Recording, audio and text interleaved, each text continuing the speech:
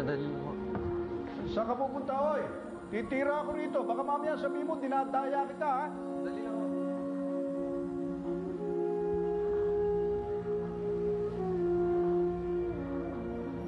Giselle? Problema ka ba? Kanina ka pa malungkot siya. Giselle, kaibigan tayo, di ba? Pwede mong sabihin sa akin mga problema mo.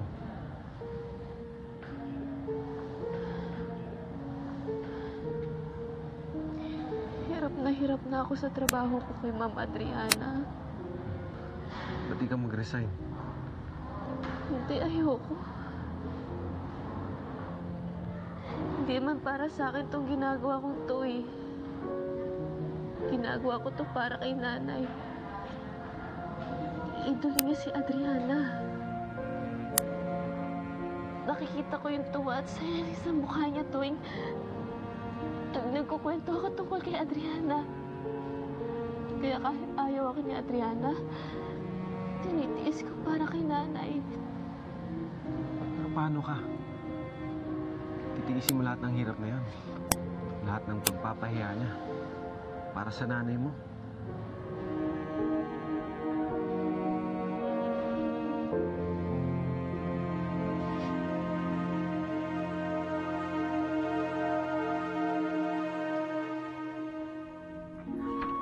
Salamat yung gate. Pakisarado na lang. Sandali lang. Hindi mo ba sasabihin sa akin kung bakit ka nang galing kay Natalia? Paulina, nagpunta ako rin para malaman ko ang katotohanan. Yun lang. Dahil hindi ka naniniwala sa akin. Ganun ba? Paulina, intindihin mo ako. Pwede ba intindihin mo ako? Hindi ko na alam kung ano panaginip, kung ano totoo. Hindi mo naman sinabi sa akin na may bago ka palang stalker ngayon. O ayan, 25 messages. Sino? Tingnan mo. Paulina, bakit gano'n? Ang sabi mo sa akin, nung nabangga ang kotse ko, nung naaksidente tayo, ikaw ang kasama ko. Parang bakit sa alaala ko, si Natalia ang nakikita ko. At hindi ikaw. Ipaliwanag mo sa akin nun, bakit ganon? Oh. Sino? Anong sabi? Si Carl. Gusto niya makipagkita sa akin. Dahil may amnesia ka, Carl. Di ba sinabi ko sa'yo noon? Ginugulo tayo ni Natalia. Hanggang ngayon, ginugulo niya pa rin tayo. Bakit hindi mo maintindihan yon? Ako ang asawa mo.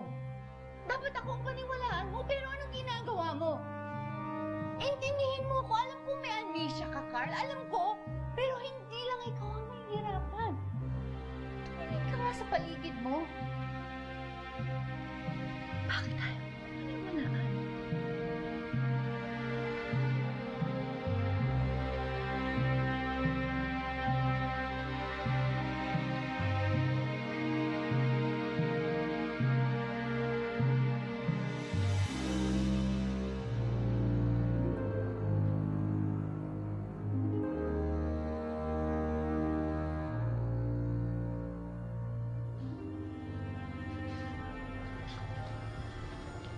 Madam, pasensya na.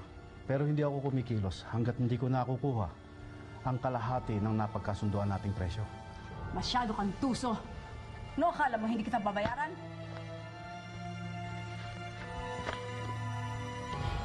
Ayos. Kapatid ko ang nasa larawan na yan. Ilang dekada kaming hindi nagkikita. Ang huli kong balita, patay na siya. Pero hanggang hindi ko nahuhukay ang ebidensya, hindi ako maniniwala. Sa oras na makita mo siya, sasabihan mo ako, maliwanag ba? Opo, madam. Alis ka na.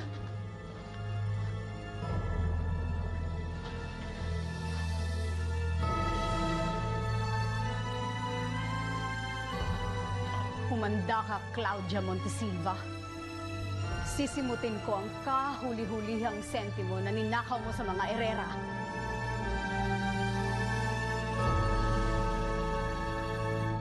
Pagsabihin mo yung pangit mong girlfriend, ha?